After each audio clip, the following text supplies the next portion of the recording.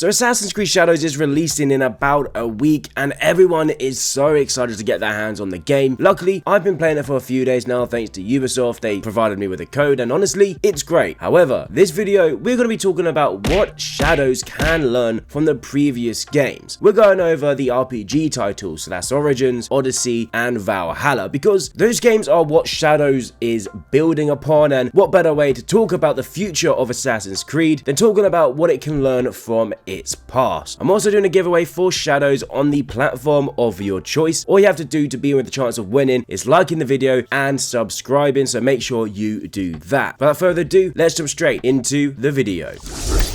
So a lot of us since the inception of the Assassin's Creed title have wanted a game in Japan, and as mentioned previously, Shadows looks insanely promising. The mix of stealth-focused shinobi gameplay and the brutal power of a samurai sounds exactly what the series needs. But let's be honest, the Assassin's Creed franchise has been all over the place for the last decade. At its best, the series has delivered masterpieces like Black Flag, giving us incredible open world exploration and freedom, but at its worst, we've gotten bloated, repetitive, and sometimes straight up exhausting gameplay, i.e. Valhalla. Ubisoft has a great chance to learn from what worked and fix what didn't, and if they get this right, Shadows could be the best Assassin's Creed in years. I made a video about that. So let's start off with Origins. Now, Origins was a huge turning point for the franchise. Before it, the series were getting kinda stale. Syndicate was fun, but it didn't sell well, and Ubisoft needed a fresh start. So they reinvented the entire gameplay loop, adding RPG elements, open-ended exploration, and a hitbox-based combat instead of the old counter-kill spam. And honestly, it was a fantastic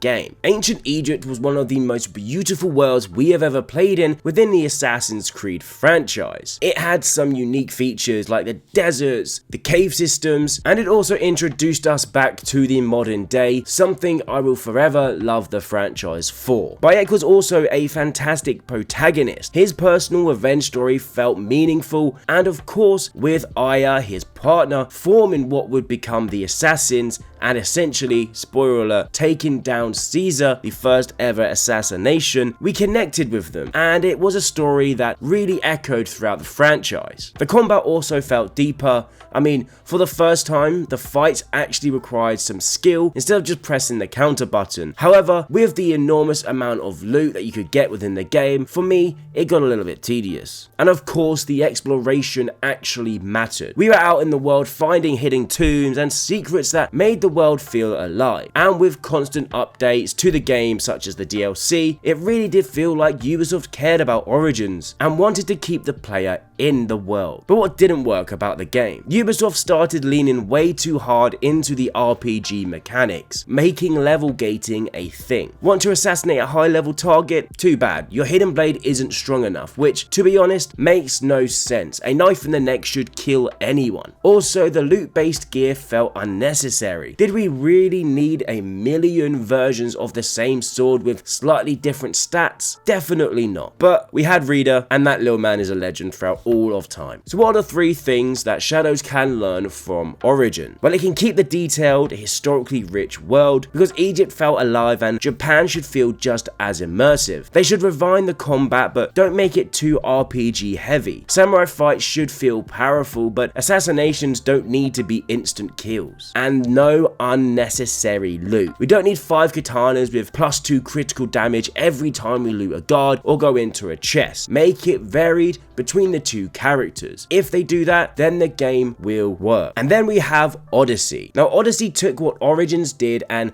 cranked it up to 11. It gave players complete freedom to choose their character with Cassandra or Alexios and make the story decisions and play it how they wanted. In this game, dialogue choices were a good addition. They made the conversations interesting. However, when it comes to lore, which is a major thing within the franchise, that did get put on the back pedal a little bit. The combat was actually fun. I mean, it wasn't what we were used to and it was massively over the top, but it was cool to Spartan kick enemies off cliffs. And once again, something the Assassin's Creed franchise does, and that was that the world was massive and beautiful. However, it was just a little bit too big and felt a lot emptier than most standard Assassin's Creed titles. Here's the thing, Odyssey was almost too much of what made Origins good. The map was gigantic, but did we really need so many copy-paste forts and repetitive side quests? The game easily took 100+ hours to finish, and at some point it just became a massive grind. And stealth was basically non-existent. You could play stealthily, but the game was so focused on combat that it felt like an afterthought. Assassin's Creed has always been about striking from the shadows, but Odyssey made you feel more like a Greek demigod than an actual assassin. So what are the 4 things Shadows can learn from Odyssey? Give us meaningful choices. Shadows has 2 protagonists, so when it comes to choosing which paths they take, make them feel different and unique. Also make the combat feel fluid and exciting. The samurai fight should feel weighty and intense, and not just some whole, oh my god, I'm going to use this ability and kill everyone around me. They need to keep the world dense, not just big. With Shadows, it should be quality over quantity. We don't want endless question marks that lead to nothing, or it's just a hideout, or it's just a place of, I don't know, houses or whatever. And stealth also needs to be a core feature again. We know this is going to be a feature in Shadows because this is what they've shown us, and as someone that has played the game, it is there, it is great, and it is fun. And then we have Valhalla. So Valhalla tried to refine it a little bit more and make the world feel more personal. Some of it worked really well. The settlement system was fantastic. I mean, having a home base to upgrade and interact with the world made us feel more connected with it. Very reminiscent of previous games with Ezio and Monteriggioni. I really loved that aspect of the games, and I liked it in Valhalla. Now, the brutal Viking combat was fun. As mentioned throughout all of these, the combat in these games are fun, and being able to dual wield axes and stomping on enemies' heads never really got old. There's also some great storytelling moments. The easy storyline for me were the most interesting parts of the game. I mean, yeah, it is quite, you know, end gamey, and most of the side quests were linked to it, but I enjoyed it, and I really wanted them to bring something back in Shadows. However, it was exhausting. The game just never ended. The map was too big, too empty, and the story dragged on for way too long. The power system made progression feel a lot slower than normal. So instead of feeling like a deadly assassin, you felt like a Viking conqueror just smashing through everything. And if this was a Viking game, yes, but it wasn't. It was an Assassin's Creed title. And once again, the stealth was pointless. Ubisoft removed one-hit assassinations by default. You had to unlock them in the skill tree, and at that point, was it even an Assassin's Creed game anymore? Shadows can learn from the settlements and hideouts if done right. As we know, we do have our settlement in Shadows, so if that is done correctly, it could be a great addition to the game. The combat should feel brutal, but balanced. Yasuke is a powerhouse, so he should be able to take down multiple enemies at one time. But Naoe, she should be pure stealth. Yes, she can use her katana and different weapons to take down a couple of guards, but if she's surrounded, she would have to run away, and the player should feel like they have to do that at some points. Also, please don't make the game unnecessarily long. A tight 40 to 50 hour experience is perfect for Assassin's Creed. Again, we know by leaks and whatever that the game to complete the main story is around 40 hours, so it's good to see that, and one-hit kills need to be a thing. This is something that, yes, you can toggle on in the game, but they ask you not to. They want you to level up and use the skill trees to push your character further and unlock them that way. Just make him one-hit kill. It's an assassin. You know what I mean? Just do that,